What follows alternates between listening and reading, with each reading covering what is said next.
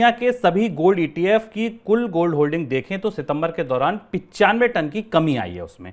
5 महीने में gold ETF की होल्डिंग लगातार घट रही है और अपने भंडार से गोल्ड बेचने में सबसे आगे अमेरिका और यूरोप के गोल्ड ईटीएफ हैं। लेकिन भारत इससे कुछ अलग कर रहा है। भारत के गोल्ड ईटीएफ का ट्रेंड देखें तो सितंबर में उन्होंने 400 क्विंटल सोना खरीदा है। मनीष जी, पहला सवाल आपसे, भारतीय ईटीएफ ये उल्टा ट्रेंड क्या संकेत दे रहा है? दुनिया बेच रही है, हम खरीद रहे हैं, ऐसा क्यों?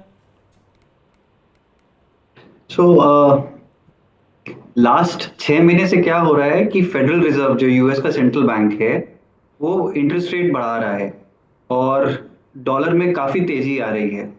गोल्ड एक ऐसा एसेट क्लास है जिसको एंटी डॉलर बोलते हैं कि डॉलर जब अच्छा करता है तो गोल्ड के दाम में थोड़ी गिरावट आती है और जब डॉलर वीक होता है तब गोल्ड बहुत अच्छा करता है।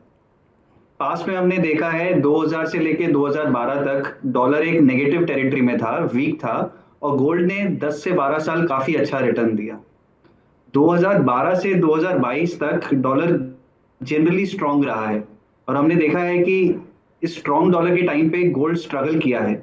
डॉलर गोल्ड देखेंगे तो डॉलर गोल्ड जनरली 1500 से लेके 2000 के बीच में कहीं ना कहीं ट्रेड किया है।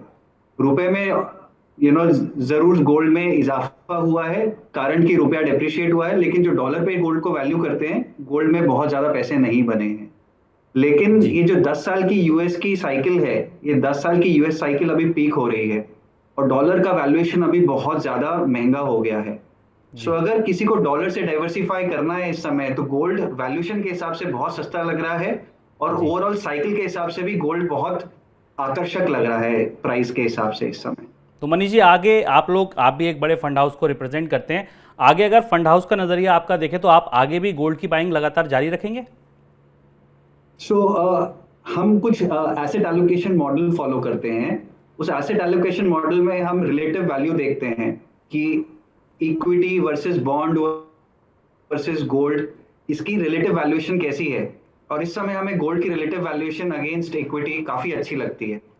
हमारे कुछ ऐसे फंड है जैसे मल्टी एसेट फंड जहां पे हम तीनों लेते हैं, बॉन्ड भी लेते हैं, इक्विटी भी लेते हैं, गोल्ड भी लेते हैं। वहां पे अभी हम गोल्ड पे काफी बुलिश हैं और हमने अपना एलोकेशन गोल्ड पे बढ़ा दिया है। एक पोर्टफोलियो एलोकेशन अगर किसी इन्वेस्टर को देखना है और उसमें डाइवर्सिफिकेशन चाहिए तो आज के दिन में जिस भाव पे अभी गोल्ड ट्रेड कर रहा है जी ये काफी आकर्षक भाव है इन्वेस्टर को अपने पोर्टफोलियो को डाइवर्सिफाई करने के लिए। बिल्कुल। अगर आप देखें पिछले 15 से 20 साल इक्विटी और गोल्ड, आपको मैं बोलूंगा कि इक्विटी काफी अच्छा रिटर्न दिया है, लेकिन आप अगर हिस्टोरिकल प्राइस ट्रेंड्स देखें 95 से 2020 तक में, इक्विटी और गोल्ड ये दोनों एक रेशियो में फॉल करते हैं और ऐसा समय आता है जब इक्विटी बहुत अच्छा रिटर्न देता है, एक ऐसा समय आता है जब गोल्ड बहुत अच्छा रिटर्न देता है, डिपेंडिंग कि दोनों का रेशियो कैसा है। आज के दिन इक्विटी और गोल्ड में गोल्ड का रेशियो काफी आकर्षक लग रहा है। भारत के बाजार के हिसाब से अगर आप देखें तो आप आउटलुक कैसा देख रहे हैं? इस दिवाली, इस धनतेरस अगर सोना खरीदना हो तो आपको क्या लगता है अगले 1 साल में, अगले 6 महीने में सोने के भाव कहां तक जा सकते हैं? मेरे हिसाब से भाव से ज्यादा देखना चाहिए कि मार्केट में कोई भी आप खरीद रहे हैं चीज, वो महंगी खरीद रहे हैं सस्ती खरीद रहे हैं, क्योंकि जो चीज आप सस्ती खरीदते हैं इवेंचुअली वो चीज है ना over a period of time जाके उसकी वैल्यूएशंस मीन पे चली जाती है, एवरेज वैल्यूएशंस पे चली जाती है।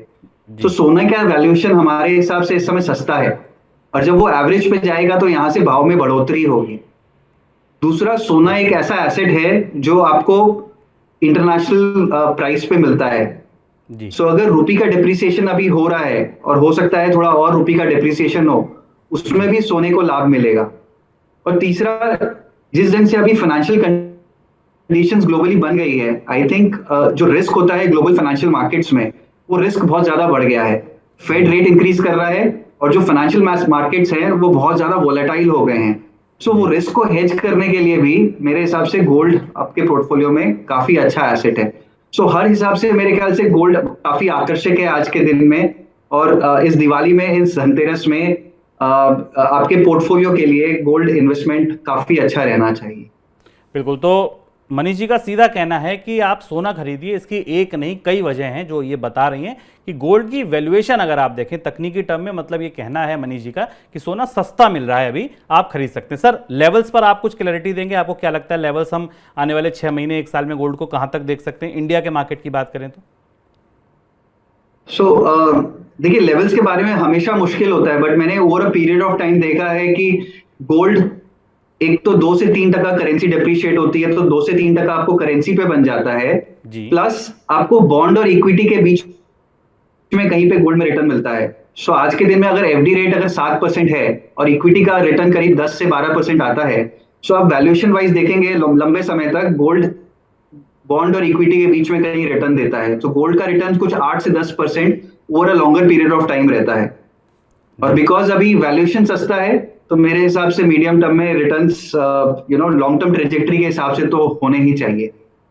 बिल्कुल, तो मनीष जी का कहना है कि 8 से 10% रिटर्न मिल सकता है, महंगाई को मात दे देगा। अगर आपके पोर्टफोलियो में जितना जरूरी आपके वित्तीय सलाहकार ने सोना बताया है तो खरीद लीजिए, सस्ता मिल रहा है। सर अब चलिए, आपकी बात मान ली, खरीदने चल दिए, बाजार पहुंच गए, कौन सा सोना खरीदूं? फिजिकल गोल्ड खरीदूं, डिजिटल गोल्ड खरीदूं, बॉन्ड खरीदूं, ईटीएफ खरीदूं, म्यूचुअल फंड में पैसा डालूं, क्या करूं?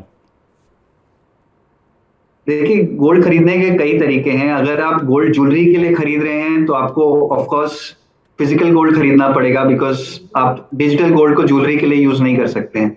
लेकिन अगर इन्वेस्टमेंट के लिए आप गोल्ड में पैसा डाल रहे हैं तो म्यूचुअल फंड ईटीएफ मेरे हिसाब से सबसे सही व्हीकल है। एंड द रीजन इज कि आप जब म्यूचुअल फंड में डालते हैं, एक तो आपको प्राइस ट्रांसपेरेंसी बहुत अच्छी मिलती है, तो आपको पता है कि गोल्ड का क्या प्राइस है, और म्यूचुअल फंड आपको जो गोल्ड दे रहे हैं वो एग्जैक्टली आपको मार्केट प्राइस पे मिलता है। सो आपका जो इम्पैक्ट कॉस्ट होता है खरीदने या बेचने में वो बहुत ही कम है। दूसरा, आपको ईटीएफ में एक्सपेंस रेशियो भी बहुत कम रहते हैं। सो आपको अगर एक्सपेंस रेशियो कम चाहिए और इन्वेस्टमेंट लंबे समय के लिए चाहिए तो आपको ईटीएफ में काफी फायदा होता है। तीसरा, अगर आप 3 साल के लिए गोल्ड होल्ड करते हैं ईटीएफ में तो उसमें टैक्स बेनिफिट भी है, बिकॉज वो कैपिटल गेन टैक्स में आ जाता है, और कैपिटल गेन टैक्स आपका 20% विद इंडेक्सेशन होता है। सो ईटीएफ काफी अच्छा व्हीकल है गोल्ड में इन्वेस्ट करने के लिए। गोल्ड बॉन्ड भी अच्छा ऑप्शन है, लेकिन गोल्ड बॉन्ड में लिक्विडिटी का इश्यू रहता है जनरली। सो आपको हर समय लिक्विडिटी मिलती नहीं है, जबकि आपको अगर ईटीएफ में डालना है तो बहुत लिक्विड मार्केट है। आप छोटी से छोटी क्वांटिटी खरीद सकते हैं और छोटी से छोटी क्वांटिटी बेच सकते हैं।